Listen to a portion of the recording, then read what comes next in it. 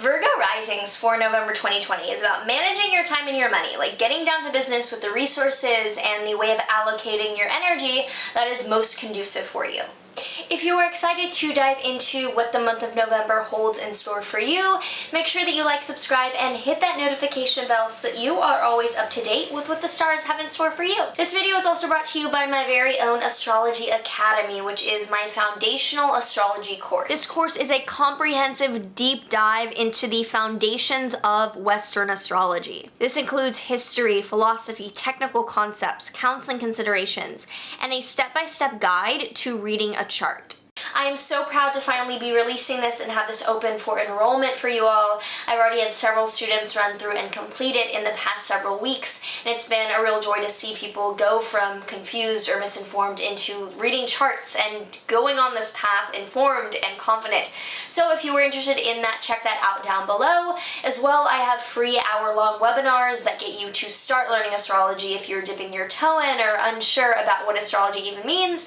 Check out those free webinars down below. Everything is in the description. And if you have not already seen the November collective forecast that will be going out shortly after these, you can check that out and it will be linked down below as soon as it is ready. So if you are seeing this, maybe the November forecast is already out, the video will be down below. I always release it like a day or two after these individual forecasts. So if it's not out and you're here early, check back and check out the entire month of November ahead for the collective.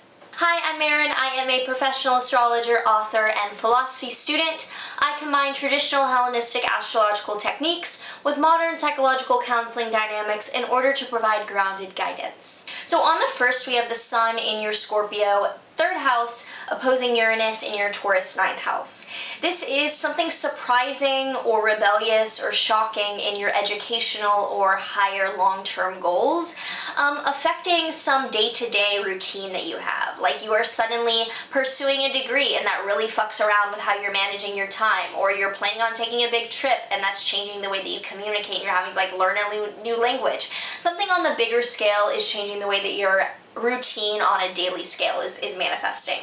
On the 1st through the 7th, we have Mercury retrograde in your Libra second house, squaring Saturn in your Capricorn 5th house. And there's a full video on this transit of the Mercury retrograde survival guide I recommend down below if you want to learn how to navigate Merc retrodes. But this is you trying to be a good mediator with your money, and that is at odds with some creative or some romantic demands on your money. That a romantic partner or a creative project might be demanding something of you financially, and you're like trying to be a moderator and the middle ground, and it's not really working out as easily as you might have hoped. On the 6th through the 19th, Jupiter will be exactly conjunct Pluto in Capricorn in your 5th house.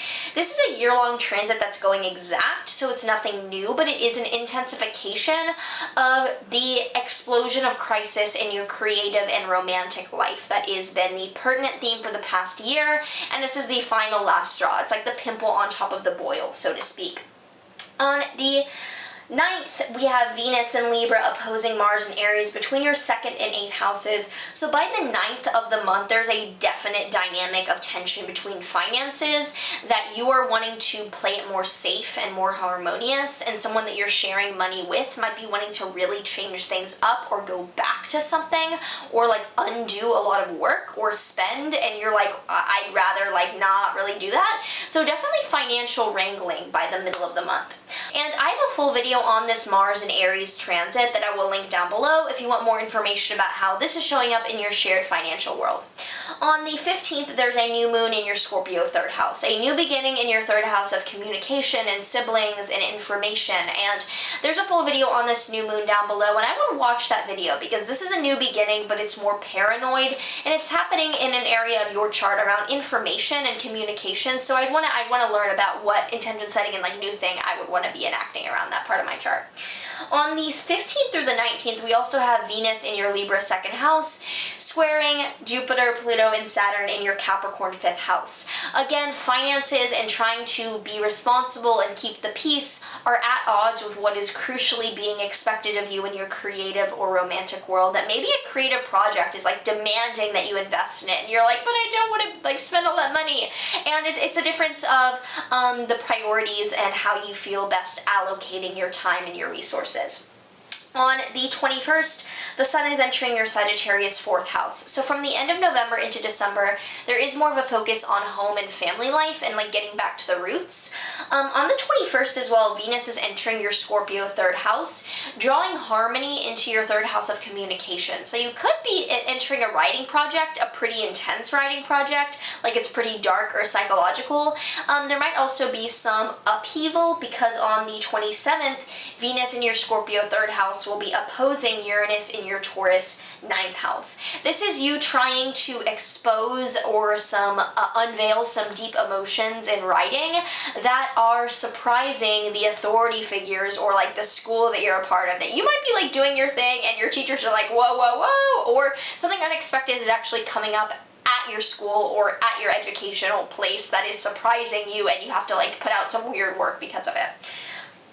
Finally, on the 30th, we have a lunar eclipse in your Gemini 10th house of career. So there's a full video on this lunar eclipse down below, but this is a 6-month upheaval around career. Nothing, super shocking, but a natural progression into something much new, much different, and much more progressive than you may have been at previously in your career world.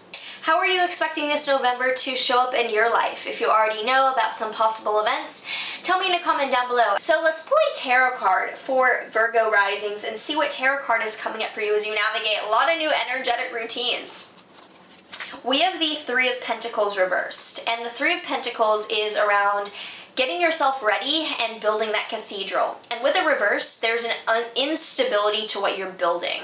So I think that you're realizing, especially by the end of the month with the 4th house activated, that the roots of your life need to be set for you to then pay your finances in other ways. And I feel like this is a big financial month of just reorienting how you have your money set up and becoming more financially literate. It's not a month that I see financial crisis, but rather just you're reorienting your energy allocations, because you can see there's some instability.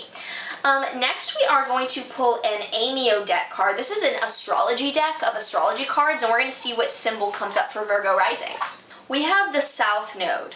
Knowledge, skills, luggage, heritage. So the South Node is about massive decrease. It's about the past. It's about what we're already familiar with. You might be remembering that there was a time when you were more comfortable in a way of spending your money or your energy that you are now no longer doing. And you might be returning to a way of living that you know very well, that you don't need to stray away from. That maybe if it ain't broke, don't fix it. And around energy management, that could be a theme. If you did enjoy this and you would like to check out the Astrology Academy or any of my other course offerings, everything will be down below. As well, leave me a comment telling me what you're expecting and what you're excited about this month for you for November.